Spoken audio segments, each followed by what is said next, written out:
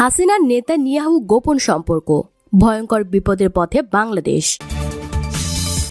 নির্বাচনে যেতে বিএনপির ৩ শর্ত। এবার দেখবেন বিস্তারিত সংবাদ। সব আলোচনা ছাপিয়ে এখন বাংলাদেশে নতুন আলোচনা, ইসলাম ও মুসলমানদের চিরদুশ্মন দখলদার সন্ত্রাসী ইসরায়েলের সাথে শেখ হাসিনার গোপন সম্পর্ক। অনেকে বাংলাদেশ ইসরায়েল সম্পর্ক এমন শব্দ ব্যবহার করছে। এটা সম্পূর্ণ ভুল, কারণ ইসরায়েলের সাথে বাংলাদেশের কোনো সম্পর্ক নেই এবং ভবিষ্যতেও আর কখনো হবে না। বাংলাদেশের জনগণ জন্মগতভাবেই ইসরায়েল বিদ্বেষী। তারা কখনো মানবতার শত্রু ইসরায়েলের সাথে সম্পর্ক স্থাপন করবে না। আর কোনো সরকার যদি ইসরায়েলের সাথে সম্পর্ক গড়ার ঘোষণা দেয়, তাহলে সেটাও এদেশের জনগণ মেনে নেবে না। জানা গেছে, সম্প্রতি অতি গোপনে বাংলাদেশের পাসপোর্ট থেকে অ্যাকসেপ্ট ইসরায়েল শব্দটি বাদ দিয়েছে সরকার। সরকারের এই সিদ্ধান্তের কথা কেউ জানে না। কয়েকজন মানুষ তাদের নতুন পাসপোর্ট করতে গিয়ে দেখেন সেখানে অ্যাকসেপ্ট ইসরায়েল বাদ দেওয়া হয়েছে। এরপরই বিষয়টি দৈনিক শেয়ারবিজ নামে একটি জাতীয় দৈনিকে সংবাদ প্রকাশের পর মানুষ জানতে পারে। এরপর থেকে এ নিয়ে সামাজিক যোগাযোগ মাধ্যম সহ বিভিন্ন শ্রেণী পেশার মানুষের মধ্যে আলোচনা সমালোচনা শুরু হয়। এদিকে এটা নিয়ে কয়েকটি গণমাধ্যমে নিউজ প্রকাশের পরের দিনই প্রতিক্রিয়া জানিয়েছে ইসরায়েল। ইসরায়েলের দক্ষিণ ও পূর্ব এশিয়া বিষয়ক মন্ত্রী বাংলাদেশের সিদ্ধান্তকে স্বাগত জানিয়ে দখলদার ইসরায়েলের সাথে কূটনৈতিক সম্পর্ক স্থাপন করারও আহ্বান জানিয়েছে। এমনকি বাংলাদেশের এই সিদ্ধান্তে তারা ব্যাপক খুশি হয়েছে। যদিও সরকারের পক্ষ থেকে বলা হচ্ছে, পাসপোর্টের মান আন্তর্জাতিক করার জন্য এটা করা হয়েছে। বাংলাদেশের ইসরায়েল নীতিকে কোনো পরিবর্তন হয়নি। এদিকে পাসপোর্ট থেকে ইসরায়েল ব্যহিত শব্দ উঠিয়ে দেয় প্রতিবাদ জানিয়েছেন বাংলাদেশ জামায়াতে ইসলামীর সেক্রেটারি জেনারেল গোলাম পরওয়ার। তিনি বলেন, আমরা স্পষ্ট ভাষায় বলতে চাই, ইসরায়েল ব্যতীত কথাটি সংযুক্ত থাকা অবস্থায় বাংলাদেশের পাসপোর্টের আন্তর্জাতিক মানদণ্ড অবশ্যই বজায় ছিল। সরকার বাংলাদেশের পাসপোর্টে ইসরায়েল ব্যতীত কথাটি বাদ দিয়ে আন্তর্জাতিক মানদণ্ড বজায় রাখার যে ব্যাখ্যা বা খোঁড়া যুক্তি প্রদান করেছে, তা কোনোভাবেই গ্রহণযোগ্য নয়। এই সিদ্ধান্ত গ্রহণের পিছনে বর্তমান সরকারের কোনো গোপন উদ্দেশ্য রয়েছে কিনা জাতি তা জানতে চায়। এছাড়া অবিলম্বে এই গ্রহণযোগ্যতা সিদ্ধান্তটি প্রত্যাহার করে বাংলাদেশ পাসপোর্টে ইসরায়েল ব্যতীত কথাটি সংযুক্ত করার জন্য আমরা সংশ্লিষ্ট মহলের প্রতি আহ্বান জানান এই জামায়াত নেতা। অন্যদিকে ইসরায়েল থেকে নজরদারির যন্ত্রাংশ কেনার আল জাজিরা যে প্রতিবেদন করেছিল, সেটা এখন সত্য প্রমাণিত হয়েছে বলে মনে করছেন সচেতন মহল।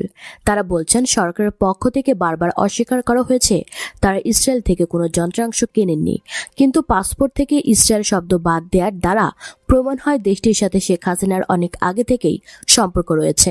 বিশেষজ্ঞরা বলছেন, বাংলাদেশের মানুষকে পাশ কাটিয়ে এভাবে পাসপোর্ট থেকে অতি গোপনে ইসরায়েল শব্দ বাদ দেওয়ার বিষয়টি খুবই ভয়ঙ্কর। এটা বাংলাদেশের জন্য ভবিষ্যতে বিপজ্জনক হয়ে দাঁড়াবে, কারণ পৃথিবীর শক্তিশালী ও হিংস্র গোয়েন্দাদের মধ্যে ইসরায়েলি গোয়েন্দা মোসাদ হলো অন্যতম।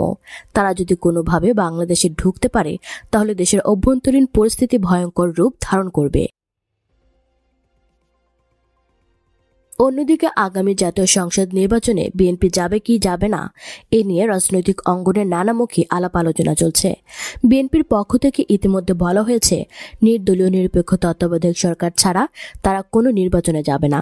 নির্বাচনের জন্য নির্বাচন কমিশন যে রোডম্যাপ ঘোষণা করেছে, সেই রোডম্যাপও তারা প্রত্যাখ্যান করেছে। তারা বলছে যে আন্দোলনের মাধ্যমে সরকার পতন ঘটানো হবে এবং একটি নির্দলীয় নিরপেক্ষ তত্ত্বাবধায়ক সরকার গঠন করে তার অধীনে নির্বাচনে যাবে। কিন্তু প্রকাশ্যে বিএনপি যাই বলুক না কেন, গোপনে গোপনে সরকারের বিভিন্ন মহলের সঙ্গে বিএনপির আলোচনা হচ্ছে। বিএনপির মধ্যে থেকেই একাধিক নেতা বলছেন, সব ধরনের প্রস্তুতি নিয়েই তারা এগোচ্ছেন।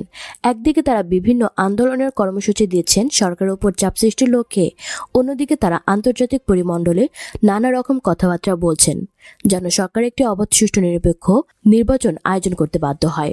অন্যদিকে সরকারের বিভিন্ন মহলের সাথেও তারা গোপন যোগাযোগ করছেন এবং দর কষাকষি করছেন। একাধিক সূত্র বাংলা ইনসাইডারকে নিশ্চিত করেছে যে সাম্প্রতিক সময়ে বিএনপির নেতারা সরকারের সঙ্গে বিভিন্ন ইস্যু নিয়ে আলাপ আলোচনা করছেন এবং নির্বাচনে যাওয়ার একটি সমাধানের পথ খুঁজছেন। এক্ষেত্রে বিএনপির পক্ষ থেকে 3টি প্রস্তাব উত্থাপিত হয়েছে বলে জানা গেছে। 3টি শর্ত যদি পূরণ করে, তাহলে বিএনপি নির্বাচনের বিষয়টি বিবেচনা করতে পারে বলে একাধিক সূত্র বাংলা ইনসাইডারকে নিশ্চিত করেছে। এই শর্তগুলোর মধ্যে রয়েছে প্রথমত বেগম খালেদা জিয়ার মুক্তি। বিএনপি নির্বাচনে যাওয়ার প্রধান শর্ত হলো বেগম খালেদা জিয়ার মুক্তি দিতে হবে এবং তার বিরুদ্ধে যে মামলাগুলো আছে সে মামলাগুলো সরকার নির্বাহী আদেশে বা রাষ্ট্রপতির হস্তক্ষেপে প্রত্যাহার করতে হবে। ফলে বেগম খালেদা জিয়া একজন মুক্ত মানুষ হবেন, তিনি উন্নত চিকিৎসার জন্য বিদেশে যাবেন। দ্বিতীয় শর্ত হলো নির্বাচনে যেন বিএনপি অন্তত 100 আসন পায় তার নিশ্চয়তা দিতে হবে। বিএনপি দাবি করছে গত নির্বাচনেও সরকারের সঙ্গে সমঝোতা হয়েছিল এবং সেই সমঝোতায় বিএনপিকে 75টি আসন দেওয়ার ব্যাপারে নীতিগত সিদ্ধান্ত হয়েছিল, কিন্তু শেষ পর্যন্ত সরকার সেই ওয়াদা ভঙ্গ করেছে। তৃতীয়ত বিএনপি বলছে তারেক জিয়ার মামলাগুলো প্রত্যাহার করতে হবে এবং তারেক জিয়াকে বিনা বাধায় বাংলাদেশে প্রবেশ করতে দেওয়া হবে এবং গ্রেফতার না করার নিশ্চয়তা দিতে হবে। সরকারের একাধিক দায়িত্বশীল সূত্র বলছে যে বিএনপির সঙ্গে নানা রকম আলোচনা হচ্ছে, তবে বেগম খালেদা জিয়ার মুক্তির ইস্যুটিতে সরকার আগের চেয়ে অনেক নমনীয়। শেষ পর্যন্ত যদি বিএনপির সঙ্গে সরকার সমঝোতা হয় তাহলে খালেদা জিয়ার ইস্যুতেই সমঝোতা হবে।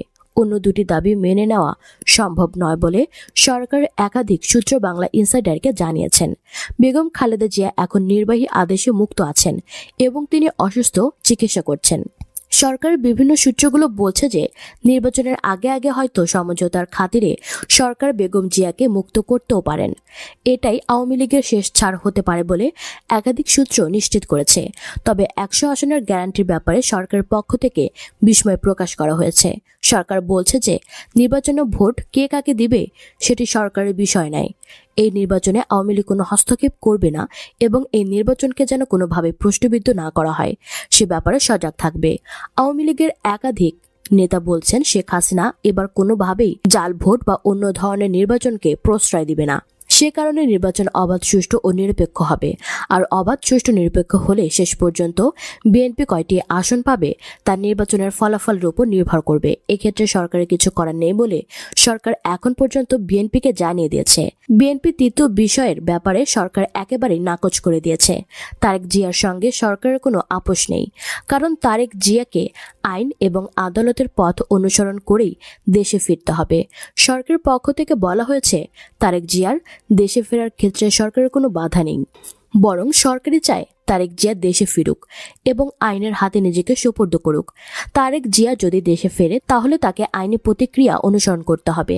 এখানে সরকারের কিছু করণীয় নেই বলে জানা গেছে। তবে সরকার এবং বিএনপি দুটি সূত্রই বলছে যে আরও আলোচনা হবে। এটি আলোচনা শুধুমাত্র প্রাথমিক পর্যায়ে।